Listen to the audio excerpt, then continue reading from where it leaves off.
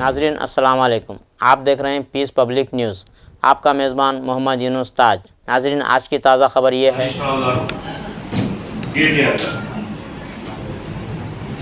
బనకచర్ల విషయంలో చర్చకు రాలేదని చెప్పి ఆ సమావేశంలో బహిరంగంగా జలశక్తి భవన్లో జలవనరుల శాఖ మంత్రి గారి అధ్యక్షతన ఇరు రాష్ట్రాల ముఖ్యమంత్రులు తెలంగాణ ముఖ్యమంత్రి రేవంత్ రెడ్డి గారు, అదేవిధంగా ఆంధ్రప్రదేశ్ ముఖ్యమంత్రి చంద్రబాబు నాయుడు గారు,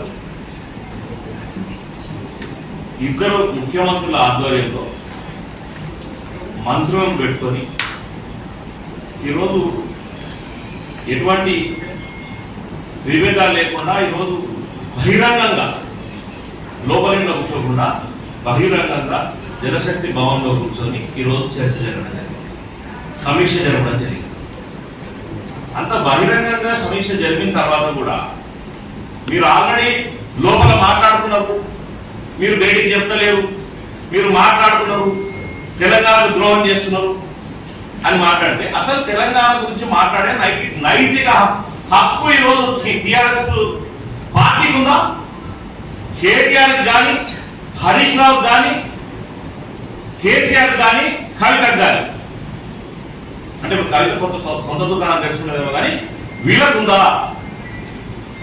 తెలంగాణ ఇచ్చింది కాంగ్రెస్ పార్టీ, తెలంగాణ తెచ్చింది కాంగ్రెస్ పార్టీ, తెలంగాణ కోసం అమరులైనది నిరుపేదల పిల్లలు, తెలంగాణ ఉద్యమకారులు. దానిలో మీ ఇంటికి సంబంధించింది ఏముంది? మీ పార్టీలో ఏ నాయకుడికి సంబంధించింది ఉంది? ఉద్యమకారులు మేము టికెట్ ఇచ్చినావా? ఎవరికన్నా ఇచ్చిన గెలిపించినావా? ఎంతమంది నచ్చి ఈరోజు అరే టిఆర్ఎస్ పార్టీకి ఈరోజు మీ పార్టీ పేరు తీసిన రోజే మీ పని అయిపోయింది.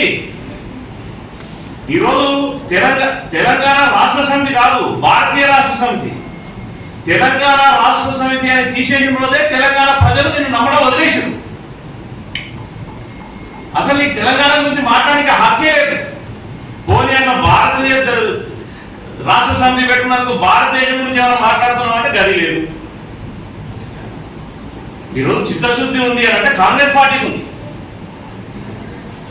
మీ లెక్క లోపల కూర్చొని ఏ రోజు కూడా లోపల ముచ్చట్లు పెట్టుకొని నీకు సంబంధించి నువ్వు పంచుకో, నాకు సంబంధించి నేను పంచుకునే విధంగా ఎక్కడ వస్తుంది? ఏం మాట్లాడితే మీ బతుకు రోడ్డు మీదకి వస్తుందనే భయంతోనా ఈ రోజు మీరు మాట్లాడతారు? ఏదో మీ ప్రెస్ మీట్లు పెట్టుకొని మీ దగ్గర దుకాణం తెలుసుకొని మీతోనే మాట్లాడుతుంది.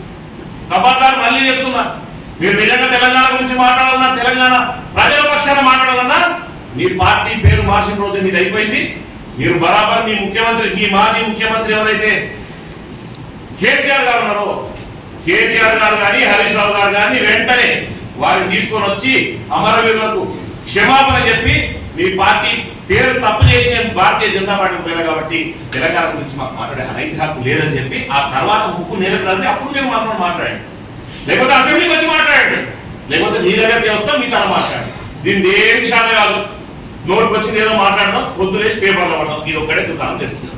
కాబట్టి మళ్ళొకసారి హెచ్చరిస్తున్నాం, మరొకసారి మా ముఖ్యమంత్రి రేవంత్ రెడ్డి గారి నుంచి కానీ తప్పుడు మాటలు మాట్లాడితే ఎక్కడిదక్కడ అడ్డుకుంటాము.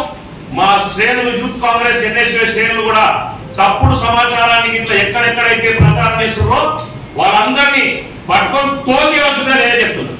ఏం వెనుకాడం దాని విషయంలో తప్పుడు ప్రచారం చేస్తే కేసులు పెట్టడం, కేసులు కట్టడం, అవసరమైతే మన బట్టలు తీసి కూడా కొట్టడం. దాని విషయంలో వెనుకాడమని కూడా హెచ్చరిస్తా ఉంది. మరొకసారి రిపీట్ అయ్యి థ్యాంక్ యూ.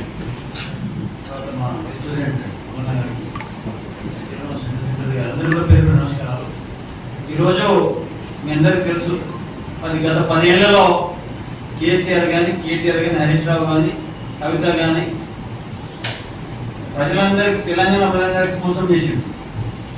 ఇల్లు కట్టిస్తాం, 3 ఎకరాల భూములు ఇస్తాం, పాడకుండా ఈరోజు మేము కాంగ్రెస్ పార్టీ అధికారంలోకి వచ్చిన తర్వాత ప్రజాపాలన దృష్ట్యా ప్రజలందరికీ దగ్గరగా ఉంటున్నాం. వీళ్ళందరూ ఇలా గాంధీ భవన్ ప్రతి మంత్రి వస్తున్నామండి. అదేవిధంగా కలెక్టరేట్లో ప్రతిరోజు గ్రీవెన్స్ ఉంటుంది. ఆర్డీఓలు, సబ్ కలెక్టర్లు, ఎంఆర్ఓలు వీరందరూ కూడా ప్రజలకు దగ్గరగా ఉంటుంది. అది అక్కస్వేలో చూస్తామని ఇలా టీఆర్ఎస్ పార్టీ వాళ్ళు ఇలా కేసీఆర్ కేటీఆర్కు సబ్జెక్ట్ ఏం లేక వాళ్ళందరూ అధికారం కోల్పోయాక మధ్యస్థిమత పిచ్చోళ్ళు రోడ్డు తిరుగుతున్నారు.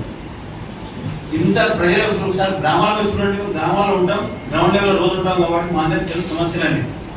ఇలా ఇందిరమ్మ ఇంటి వచ్చినాయి, రేషన్ కార్డు వచ్చింది, సన్న బియ్యం వచ్చింది, ఆ తర్వాత రైతు భరోసా వచ్చింది, రుణమాఫీ వచ్చింది. ఇవన్నీ ప్రజలకు చాలా సౌకర్యంగా ఉన్నాయి. ఇవాళ ప్రతి గ్రామంలో కాంగ్రెస్ పార్టీ గురించి చాలా మంది చర్చించుకుంటున్నారు. వచ్చిన 18 నెలల్లోనే ఇలా కాంగ్రెస్ పార్టీ ఇలా పనిచేసింది. 7-8 లక్షల కోట్ల అప్పు పోయి వీళ్ళందరినీ పనులు చేస్తామంటే వాళ్ళు అన్ని ఓరవలేక కేటీఆర్ గారు కేసీఆర్ గారికి ఏం పని లేక మధ్యస్థితి ఎరగడాత్మక పోతున్నాం. ఇప్పుడు ఇంకో నెల అయితే ఎరగడాత్మక పోతారు, మనం పోయి పరామర్శం పోవాల్సి వస్తుంది. ఇప్పుడు నిన్న మన కృష్ణా గోదావరి పాడిందే పాడారు. ఇప్పుడు కృష్ణా గోదావరి అయిపోయింది. మనం ప్రజెంటేషన్ ఇచ్చిన తర్వాత కేసీఆర్ ఏం మాట్లాడాడు, ఒప్పందం ఎవరి మధ్య జరిగినంత బట్టబయలు అయిపోయింది. తర్వాత ఇప్పుడు ఏమైంది, ఇప్పుడు బంకచర్ల పడుతుంది. అసలు బంకచర్ల గురించి మాట్లాడింది అధికారులు టీఆర్ఎస్కి అన్నది వాళ్ళ 10 ఏళ్ళుగా జరిగిందంత విధ్వంసం అంతా. కాళేశ్వరం చేసింది ఎవరు, మా దగ్గర వెయిట్ పవర్ ప్లాంట్ చేసింది ఎవరు, మా దగ్గర 3 ఫీట్లోడు ఆడంటాడు. మొత్తం ఏదో రకరకాలు చెప్తా ఉన్నాడు సీఎం గురించి. మొన్న